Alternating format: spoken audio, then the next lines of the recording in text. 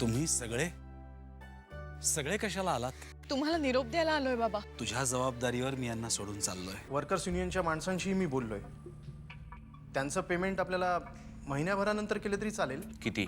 साधारण 2 कोटीच्या घरात जाईल. सुमित्रा इंटिरियर्स उभं करण्याचं तुझं स्वप्न तू कधीच सोडू नकोस. तुझ्या जागी दुसरं कुणीही असतं तरी त्यांनी हेच केलं असतं.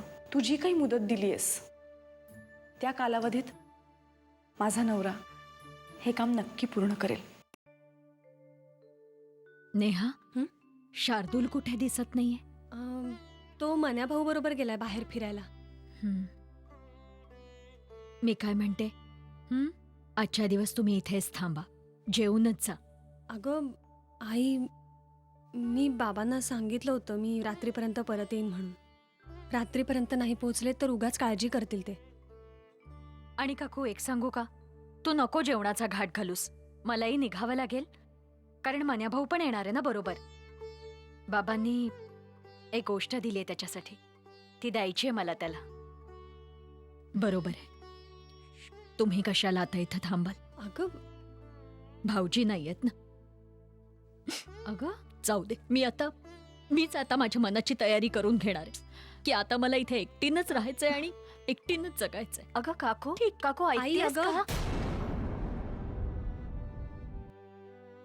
बघितलंस, काय सांगू आता हिला. थांब जरा, मी बोलते तिच्याशी. मला पिलू दे. शांत राहा जरा. तिला दे मला. आ? दे मला. घेतेस? हो. ये बर बाळा. बर, मावशीकडे.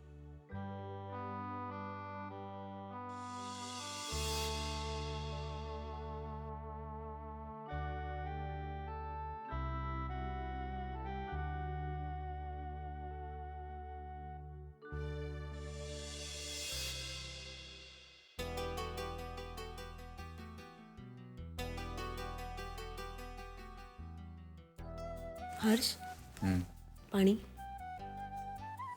नको. आज असे अचानक का नाही येऊ शकत? नाही, तसं नाही. इतर वेळी बोलून बोलून थकते मी, तरी येत नाहीत. आणि आज असे अचानक आलात म्हणून विचारलं. आठवण आली मला खूप तुझी. वाटलं भेटावंस म्हणून आलो. खरंच? खरं सांगू, मलाही तुमची खूप आठवण येत होती. मी तुम्हाला फोनच करणार होते आणि तुम्ही आलात. याला म्हणतात टेलिपॅथी. तुझ्या मनातलं मला तिकडे कळलं. तुमचं आपलं काहीतरीच. मी मस्त चहा घेऊन येते. ओके? चहा मला ऑफिसमध्ये सुद्धा मिळतो. ऑफिसमध्ये मला काय मिळत नाही तर तुझ्याशी गप्पा मारायला, म्हणून मी इथे आलोय. बस आणि छान गप्पा मारू. ओके, बोला. काय बोलू मी? काही बोल. हर्ष, त्या माणसाचं काय झालं? कुठला माणूस? तो काल इथे आला होता ना, तो म्हणत होता की तो तुमचा बाबा आहे म्हणून. शारदा, मी तुला काही बोल म्हटलं तर तू काहीही बोलायला लागलीस. नाही, पण सांगा ना, काल कुठे गेला तो? मला काय माहिती. त्याला कुठेतरी पट्टी पडून तुझ्याकडे पाठवलं होतं. मला नाही माहिती तू कोण आहे ते. आपण दुसऱ्या विषयावर बोलूया प्लीज. हर्ष, तो असं का म्हणाला की तो तुमचा बाबा आहे म्हणून? शारदा, आपण दुसऱ्या विषयावर बोलूया का प्लीज? हो, पण तो म्हणाला ना की तो तुमचा बाबा आहे म्हणून. मला माहित नाही. मला माझे आई वडील माहित नाही. मी त्यांना पाहिलेलं नाही. हर्ष, तुमचं माझ्यावर प्रेम आहे ना? म्हणजे शंका आहे तुला? नाही, तसं नाही. हे बघा, आपलं आता लग्न होणार आहे. मग मला कळायला हवं ना की तुमचे खरे आई बाबा कोण आहेत, कोण होते, कुठे राहत होते, कुठे राहत आहेत.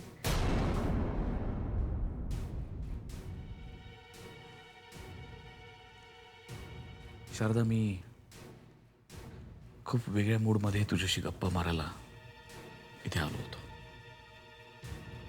पण हा विषय काढून तू माझा सगळा मूड घालवलास.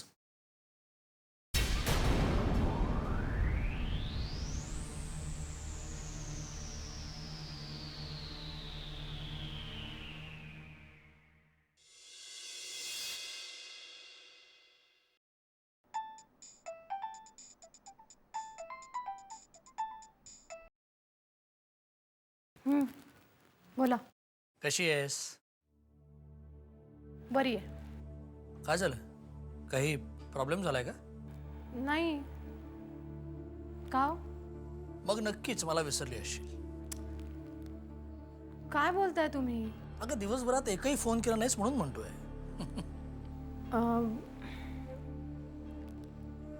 नाही म्हणजे वेळ नाही मिळाला मला. हे बघ संयुक्त, हे कारण मला पटण्यासारखं नाहीये. एखादं दुसरं सॉलिड कारण दे. नाहीतर काय झालं ते तरी सांग. काय झालंय? तेच विचारतोय मी. काय झालंय? तुझ्या आवाजावरून असं वाटतंय की नक्कीच काहीतरी बिनसलंय. हो ना? हो.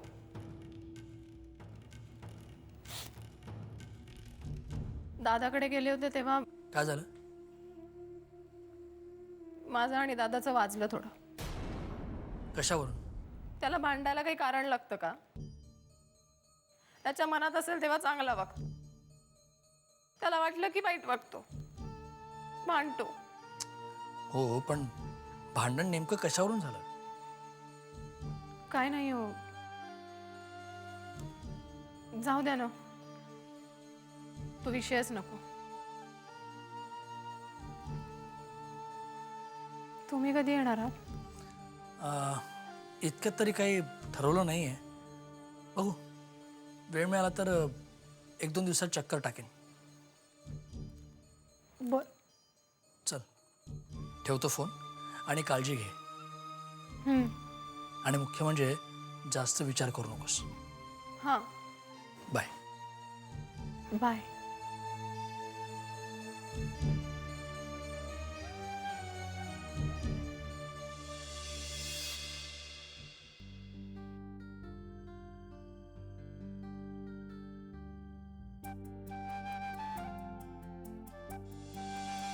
अरे बस ना.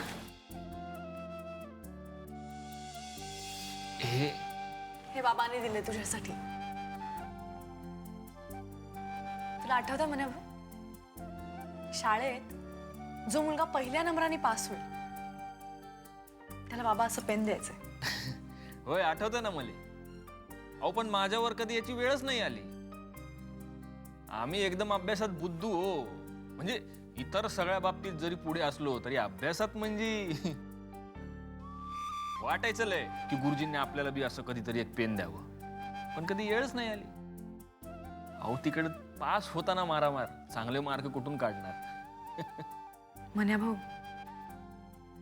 बाबा म्हणाले की त्या परीक्षेत जरी तू मागे होतास तरी आयुष्याच्या परीक्षेत एक माणूस म्हणून आणि त्यांचा एक गुणी विद्यार्थी म्हणून तू पहिल्या नंबराने पास झालास. म्हणून त्यांनी तुला हे पेन दिलं.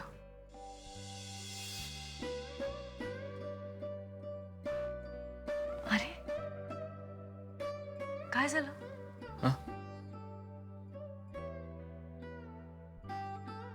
नाही, काय नाही. तुम्हाला कल्पना नाही ताई, तुम्ही मला हे काय दिलंय ते. कुबेराचा अख्खा खजिना जरी रिता केला ना तरी याची किंमत नाही कळू शकणार.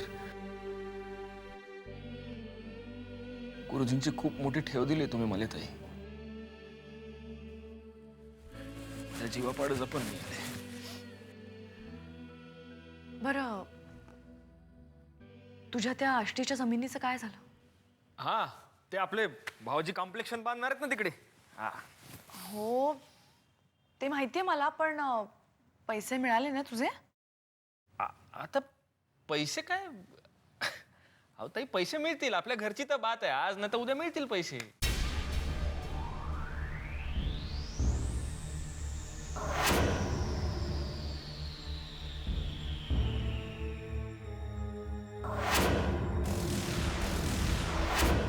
नमस्कार भाऊजी.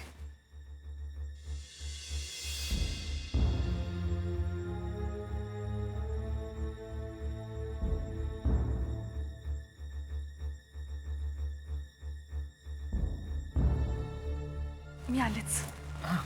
बस.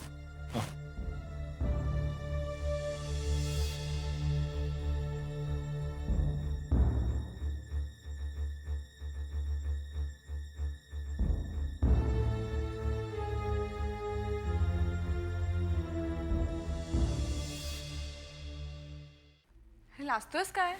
घे ना. हो हे घर काय परकाय का तुला? नाही नाही सावकाश होऊ दे. हो अहो याचे जागेचे पैसे याला मिळाले नाहीत असं म्हणतोय तो.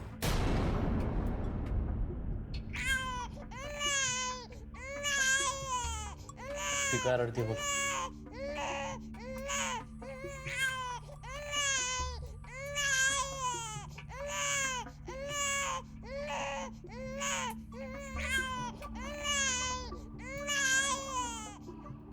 काय रे भिकारडे, ही कुठली नवीन पद्धत काढलीस भीक मागण्याची? काय असं काय बघतोस माझ्याकडे? साल्या माझ्या घरी येऊन माझ्या बायकोकडे चुगल्या करतोस, माझ्या कान भरतोस तिचे आणि वर जेवतोस फुकटचं. अहो पण भाऊजी म्या ए कोण भाऊजी? मी कोण नाही तुझा. असल्या रस्त्यावरच्या माणसानं मी बाजूला पण उभं नाही करत. ते माझ्या बायकोला वेड लागले म्हणून तुला ती भाऊ वगैरे मानते आणि म्हणून मी एवढ्या सभ्यतेने बोलतोय तुझ्याशी. नाही तर माझ्या घरात पाऊल टाकायची पण लायकी नाही तुझी, कळलं? भाऊजी बस झालं भाऊजी बिवजी. माझ्या घरी येऊन माझ्याच बायकोचे कान भरतोस. मी पैसे देत नाही सांगतोस तिला? नाही देत तुझे पैसे. काय करशील? चल चालता येत ना, चल धक्के मारून हाकलून देईन तुला. चल. हे बघा भाऊजी, म्या इथं पैसे मागायला आलेलो नाहीये. मले गुरुजींनी ते हे तुझ्या गुरुजींचं घर नाहीये, माझं घर आहे, कळलं? तुला जे काही मागायचं ना तुझ्या गुरुजींच्या घरी जाऊन माग. जा चल, जा चल. ओ भाऊजी, ए डोळे कोणाला दाखवतोस? हा चल उठ, निघित चल उठ. जातोय मी इथून, पण तुमच्या या धमक्यांना भिवून जातो असं समजू नका. माझ्या गुरुजींचे जावई आहात तुम्ही, आणि मी गुरुजींचा जेवढा आदर करतो ना तेवढा तुमचा राग करत नाही. नाहीतर काय नाही तर काय रे, काय केलं असतंस? मारलं असतंस मला? हो मार मार मार ना. काय झालं? काय झालं गुरुजींच्या विद्यार्थ्याचं? शेपूट घातली पायात? हा ए मार ना. मन्या भाऊ,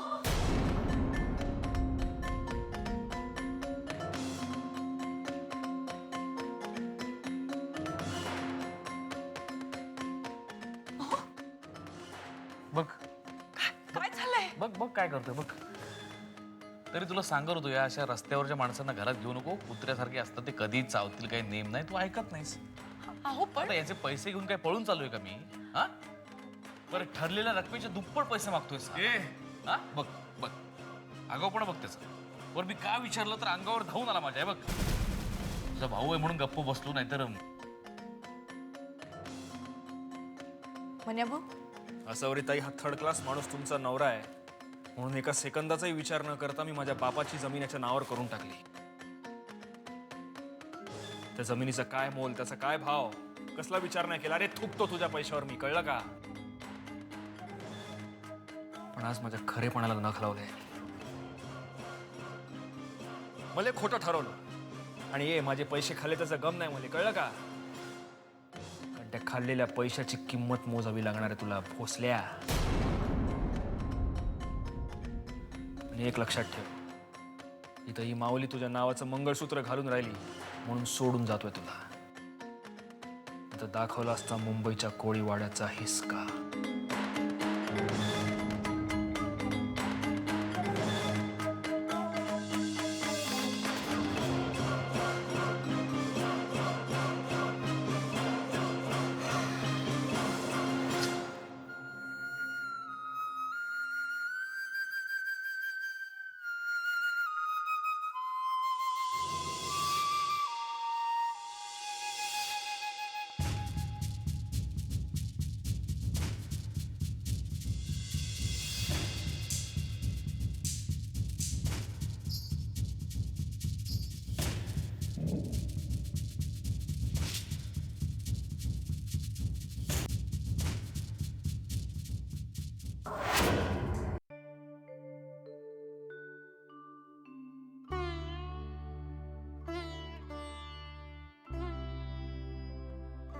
पाटील साहेब.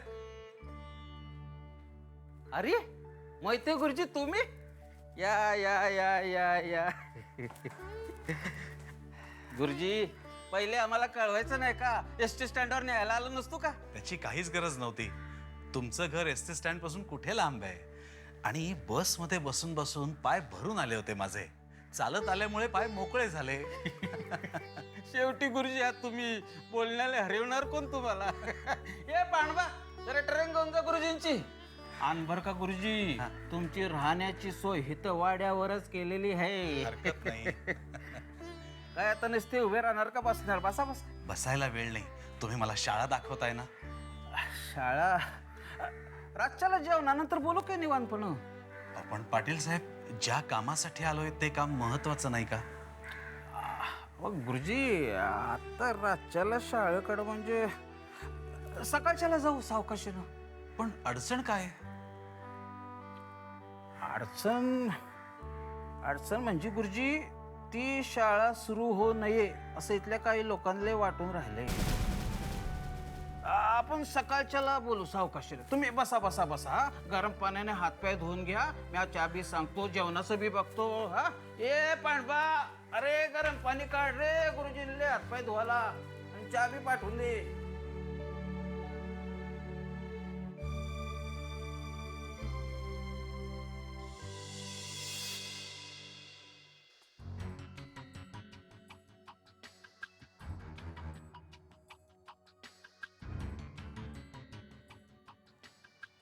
अहो काय आता? हा काय बोलायचं राहिलंय आता? तुझा तो सडक छाप रिक्षावाला भाऊ येऊन मला सुनावून गेला. आता तुलाही मला शिव्या घालायच्या असतील घाल. पण मी कुठे काय बोलली आहे? नाही नाही आत्ता नाही बोललीस, पण बोलायचं असेलच ना तुला. माझ्या भावाचे पैसे बुडवलेत तुम्ही, त्याला दगा दिलात, त्याचं घर जमीन हडप केली. बोल ना, बोल बोल. मला असं काहीही बोलायचं नाहीये. मला फक्त एवढंच विचारायचंय की तुम्ही खरंच त्याचे पैसे दिले आहेत की नाही? मी हो म्हटलं तर तू विश्वास ठेवणार आहेस? अगं तुझा विश्वास असताना तर त्याच्या समोर तू म्हणाले असतेस की हो माझ्या नवऱ्याने तुझे पैसे दिलेत म्हणून. पण मी कसं असं म्हणणार? मला कुठे माहिती त्या पैशांविषयी?